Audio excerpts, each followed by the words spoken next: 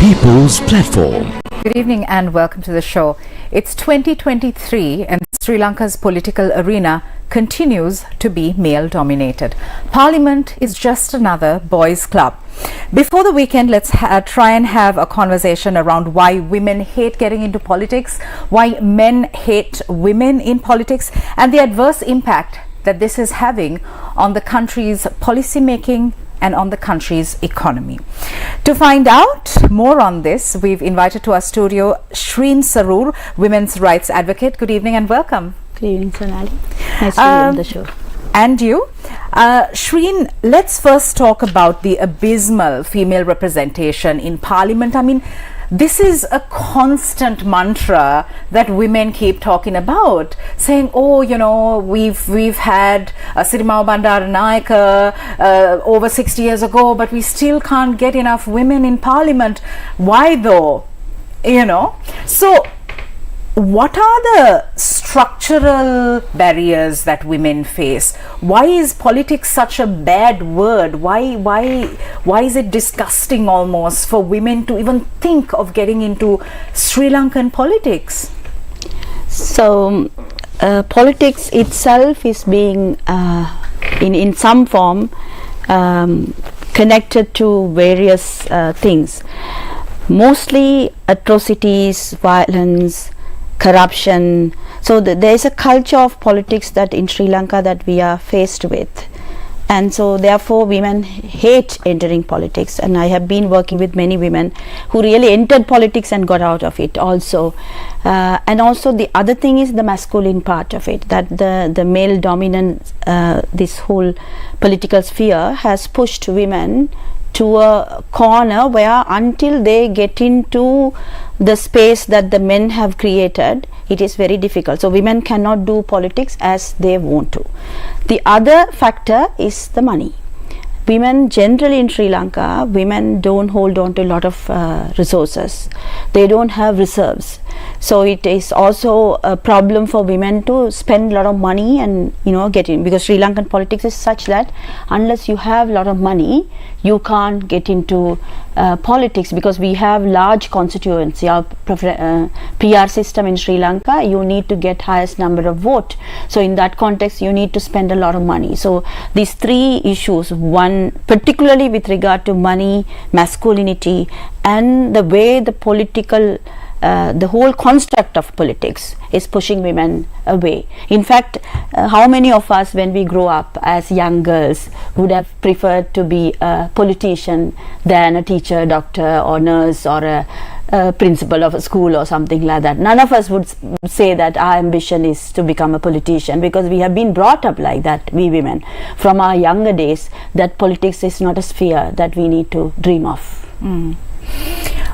Now this issue, an attempt was made to rectify this issue at the local government level by bringing in a quota system. However, it too is riddled with its own issues. So let's talk about the positive impact that it's had, but what else is there to be rectified? See, quota system came in 2018. That is the period where we were talking about transitional justice. Also a period where we were grappling with the post-war context. So a quota, a reservation, 25% reservation at the local level was very important, particularly in the north and the east, to construct the communities, the towns, the locality and all those things, because women have experienced war differently. So these war affected women experience, voices need to be heard when you reconstruct communities and areas, you know, like the areas that got destroyed. So in that context, we thought this will be a good opportunity for affected women's in the area that I work, to bring, you know, affected women's voice to get amplified in the political processes. So we had a quota system in 2018 with 10% coming from the PR, the balance coming from first past the post system, so the combination of it. And in fact, the election law that time very specifically said minimum of 25%. We didn't even get minimum 25%, we got 23.8%. So good thing about the 25% quota is that we have about 2,000 women who have done local level politics. Even though it was tough for them, they were told that they came on a quota like it's pinner seat or a seat that we just gave it to you people. So they were shut and they couldn't do much of the work that they needed to do, but they fought back very heavily. So therefore we have women who have somewhat good experience with regard to working with the communities as politicians.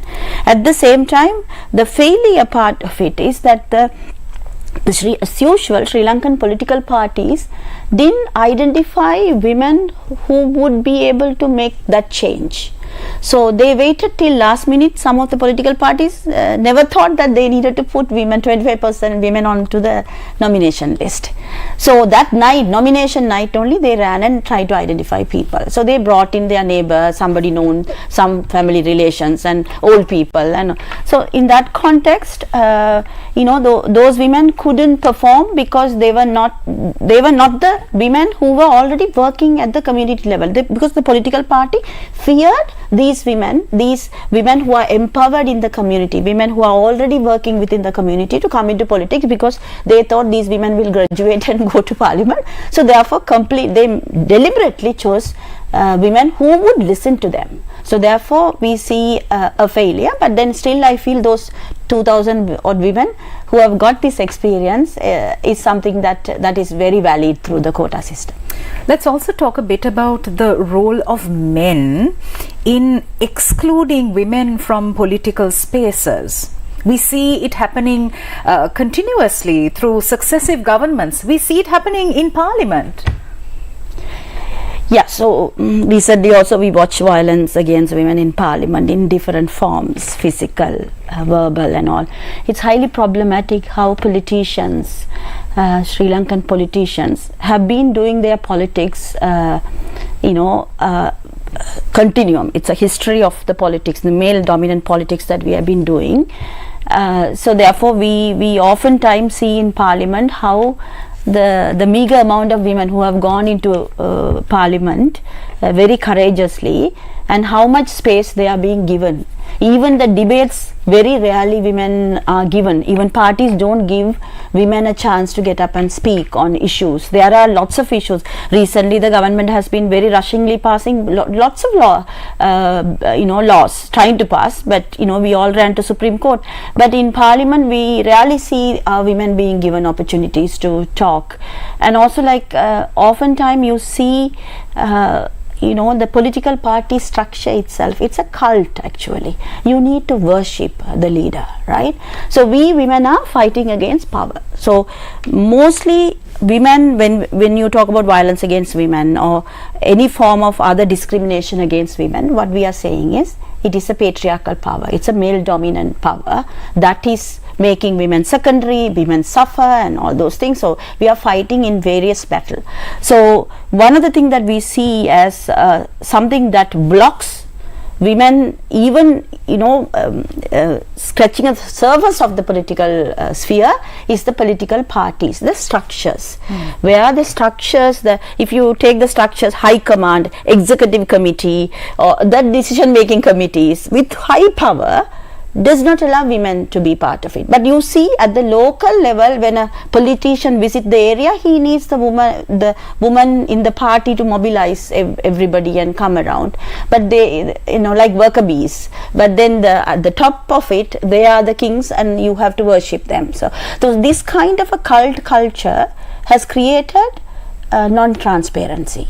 So nomination is not transparent. How they are spending the money is not, nobody is accountable in the political party structures, right? So the decisions that they make, even if their own political party women are getting attacked, the party leaders or the party men don't make a noise about it, right? Because I think they have got used to violence against women, because they must be seeing this in their house, they must be committing this in their houses and to their female counterparts. So therefore it's like eating rice for them. So they don't just think this as something that they have to counter. They are there in parliament to make legislature. Legislature should treat everybody equal. It is in our constitution. Article 12 of the constitution talks about fundamental rights. If they themselves are not following the constitution and the laws in the country, it's highly problematic. And talking about the laws in Sri Lanka, there are sharp discriminatory laws. It discriminates women very badly. Still we are to reform these laws. These are also partly the reason how we women are looking at the political culture in this country, because the political parties are part of that political culture, right? They really want to oppress women, and therefore it is obvious that they don't allow women to be. So it's a perpetuating of the violence and the violence against women and the suppression of women and the normalizing of violence against women. Yeah. At every level. Does this not have its roots in our education or lack thereof, in gender stereotyping, where the girl child is told to just be seen and not heard, to be soft and not hard, to comply and not complain? So it also starts, actually gender discrimination starts from birth. How we as a society we prefer male child, first child, right?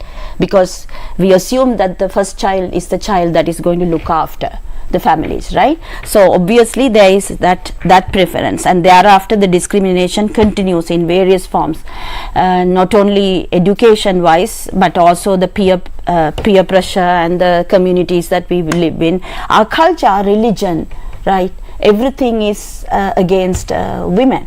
So in that, the way that we are practicing the Sri Lanka's education curriculum itself, if you open year 5 textbook, you see the mother cooking and the father sitting there and reading the newspaper, the son going to shop and the daughter helping the mother to cook. So generally we have these gender specific roles normalized, and it comes through our education system. The other thing, in Sri Lanka we don't have civic education properly, so lots of the men who are in politics don't even know why women have to be part of democracy. I mean, women are registered, 52% of voter population are women, right? So you have a democracy where out of the 225 parliament members, only 12 of them are women. And my question is it a democracy? Because it's not a representative politics. Usually they say we are sending representatives to parliament. So if women are not represented, is it a democracy? There is a huge question. So the men, our men don't understand why we as women have to be part of the electoral politics, because we as women have different needs and different way of thinking, and they have different way of thinking, because this is all created by the way that we are bringing up boys and girls, right? So that's why it's very important. Like, I know lots of parliamentarians are making a lot of noise about these days about violence against children, girl children. Now how is it happening? This is primarily because we have a flawed education system, right? We have a flawed political structure, right? We have flawed economic structure. That's how we came down so drastically last 2 years. Even though the corruption started for a long time, we came down because of the mismanagement. And we women have been managing homes so well. Even during the economic crisis, it was women who were managing the homes, right? So this is why it's very important that women's role and women's way of experience on all these things need to be shared, and starting from the school education, that we have to reform our system. When speaking of the abysmal representation of women in parliament, we also need to focus on the fact that we have no Tamil speaking women in parliament. I mean, how insane is that? So that's why I told the culture and the religion is also being weaponized against us getting into public sphere. So last parliament election, we in the North End, they started a campaign called at least one vote for a woman. Okay. Right, out of the three preferential this thing, we said at least one vote for the woman. So in that context, we were thinking that there will be women elected, and also like there were lots of like women who came forward from starting from the nomination time, right? Some of them worked with me also, but the thing is how the political parties push them out, or how they wanted them to be on a bonus seat or something like that, right? So they were also fearing these women because they are very bold. They would start challenging the leadership. They would start challenging the divided politics that we are all doing, because we women are oftentimes united on various issues. So therefore they were pushing them from the selection process itself. They were pushed out. And then when come to election, the women were so scared to get into electoral politics, because in the Muslim community the ulemas and all started saying that women shouldn't be in politics, and these women who are coming forward are not Islamic and all those things. In the Hindu community there was lot of, in the north and the east, women who wanted to get into politics. There were a lot of online attack on these women, right? Character assassination. So it was very difficult for us to even push good candidates, but there were lots of women who contested. But then how sometimes elections are stolen, seats are stolen, and how they prioritize their own preferred men to be on the seats. So we didn't get much. So therefore that we don't have Tamil speaking politician in the parliament. But I feel last year Aragalaya and the questions the younger people brought forward has changed that culture to a certain extent. And if at all the parliament election happen next year, we expect more women to contest, and there are now women who are very popular because of the last year's Aragalaya, women who have come forward to speak up, to talk about corruption in the country, non-accountability, various forms of oppressive measures that the state and the men are bringing in. All those things have been questioned. Ethnic and other issues that problems that we have been also questioned during the Aragalaya time. So I feel that there is space for Tamil speaking women to come forward, and hopefully next election we might have more women. And we are talking about qualified, capable, empathetic women to join politics, not just women who don't care, or because in parliament we see men who are incompetent, who don't care about the public, and we see this before our eyes. So when it comes to the education system, more women finish schooling, more women are in educational institutes in terms of tertiary education. So there is a big disconnect between the proportion of educated women who actually seek political office also. So we are asking for these educated, capable, competent, knowledgeable women to, as of right, have safe spaces where they can contest. So this problem persists everywhere, not only in politics. There are a lot of educated women who don't come to the front line, irrespective of the qualification, how smart they are, how much they perform and all. There is always glass ceiling. Invisible glass ceiling for you to penetrate, right? Now very good example is election commission, right? That is part of electoral structure. It has to set an example. So if we take the commissioners and assistant commissioners in election commission, and these are topmost Sri Lanka's government officers, we have only 3 women as assistant commissioner, not even commissioners or deputy. I'm not talking about member of commission, but I'm talking about the structure. So likewise, law college, we have about 60% of the women who are passing, students who are passing out are women, but we rarely see those women as judges and criminal lawyers arguing in courtrooms and all. It took such a long time for us to have a appeal court judge and the Supreme Court judges and all. So politics also like that, but we have not actually broken that enough. That I completely buy into. The other thing is also it takes time for women to get into politics, because it's a huge space, in the sense very corrupt, abused, violent space. So when women get into, if we don't give the support that they need, and then they really get into do the politics like the men. They become the mirror image of the same politics as how men are doing.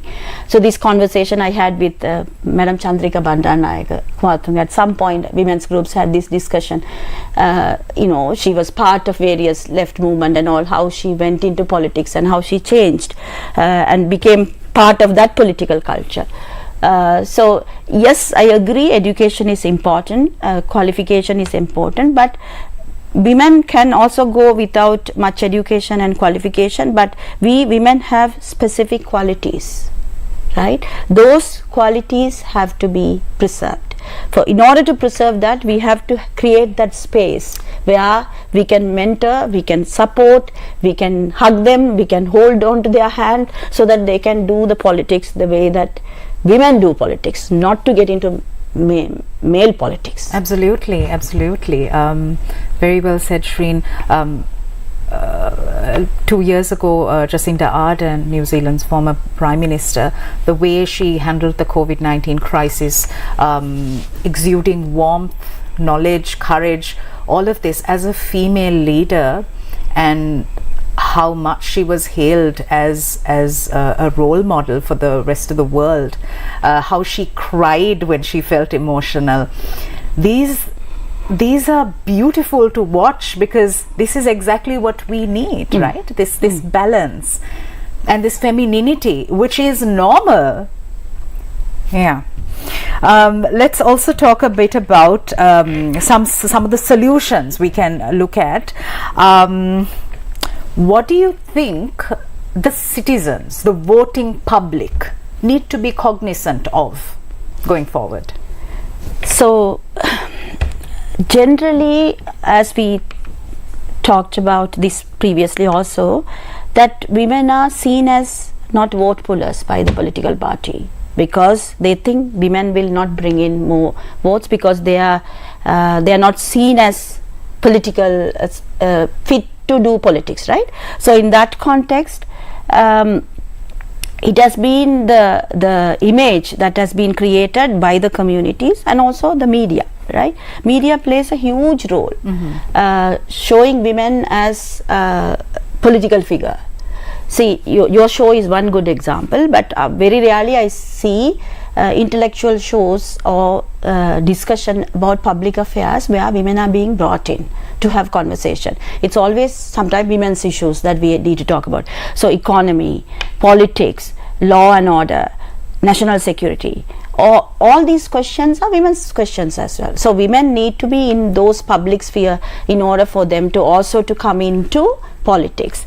The other thing is the general perception that from childhood onward we are being told that we shouldn't do politics because we are not fit to do politics, because politics is being seen as dangerous job, whereas I mean, if you take the most dangerous job that the women are doing right now is sending them to Middle Eastern countries, right? They are going alone. They are in locked up spaces and doing their work. So if they can do that, they can also do politics also in Sri Lanka. But the thing is, it's always there is that perception. And also then the culture that we talk about, that women have to be soft, brought up, protected. Women shouldn't be exposed to various tough spaces and all those things. The other thing is also the religion, right? So oftentimes if we take any religious structures in Sri Lanka or anywhere, it doesn't permit women to go on to top the position. misinterpretation of religion. Yes. And also, like if you look at any religion, whether women are allowed to be leading the prayers or to preach and all those things, so that becomes a major bottleneck for many of the women to get convince the people, because the average people with this faith believe and all those things. So when you go and say I want to do politics, first thing that they will ask is go and get the blessing of the mullah or the ayar or the father or the Buddhist monk, right? Then it starts from there as well. Then your family, how does your family look at when you say you want to get into politics? I know my mom will say no, don't, please don't do it, because you will be vilified, you will be seen as bad character, and they will do all sorts of nasty things in social media and various platforms, because it has been done, and so many women who came courageously forward, their images have been tarnished. So then we have set a very bad example. Apart from that, Sri Lanka also lacks role models. Right, women role models who, say for example, economic crisis time, we are all talking about Bangladesh. So when I was studying, Bangladesh used to be South Asia's sick child, but now we are asking Bangladesh the money. 2 Muslim women in the last 10 years have made Bangladesh progress so much, right? How they did their politics is a different thing, but they have made it, right? So in that context, we don't have good examples, role models, and I think we have to create. Right now in parliament there are good women parliamentarian. Previously also there are women parliamentarian, but oftentimes it is the smallest mistake that they make is being highlighted, not the good thing that they have been doing. Right, there have been quite a lot of good things that has been done by women. We used to have caucus in the women caucus in parliament. They have done remarkable work. Even on the ground level, these 2,000 odd women politicians at the local authority level, they are role models now. Instead of saying it has failed, let's figure it out how to promote their stories, success stories, and to say to the younger children, here we take women parliamentarian to the classrooms, right, and show them men and women need to look at women as women politicians as respectful people. So like that's very important. We have 2 minutes on the show, and I'd like your views on 2 things. Firstly, what is the role of men in acting as allies in enabling safe spaces for women? And secondly, the importance of gender sensitivity programs at national level, at school level, at nursery level, at university level, at vocation centers, everywhere. Those 2 aspects. So to start with, I think politicians in Sri Lanka need to undergo gender training. Sorry, I mean they have to learn from us, right? It lacks in every politician I have seen. They don't understand what we say, right? So then only we can reform the political parties. Otherwise we will have to find a women only political party. That will be also a problem, because we have to also make sure that popular political parties absorb enough women in decision making position and in various levels, right? Then in the school system we need to reform our curriculum very specifically, because our school curriculum is completely gender divided, right? It promotes men as what they are now: violent, corrupt, unempathetic, hard men, right? And it makes women soft as women are. That's why we are having this much of rape, child abuse and all those things in this country. We talk about beautiful Sri Lanka, beautiful culture, but within that we have a cancer. Yeah. The cancer is that you need to have a set of people to be abused. So we have created that culture as women as subordinates. So it's everywhere, not only in education system, in our law, and everything, in parliament and everywhere, every structure that you go through. And more recently we have been hitting a lot of sexual bribery cases. Everywhere we go, women are being asked sexual bribery. So with all these issues, we have to start, as you said, from a very younger day, that men and women have to be, young boys and girls need to be taught how to treat each other respectfully. All right. Thank you very much for your perspectives, Shreen Saroor, women's rights advocate. Thank you for watching us. Have a safe weekend. Good night.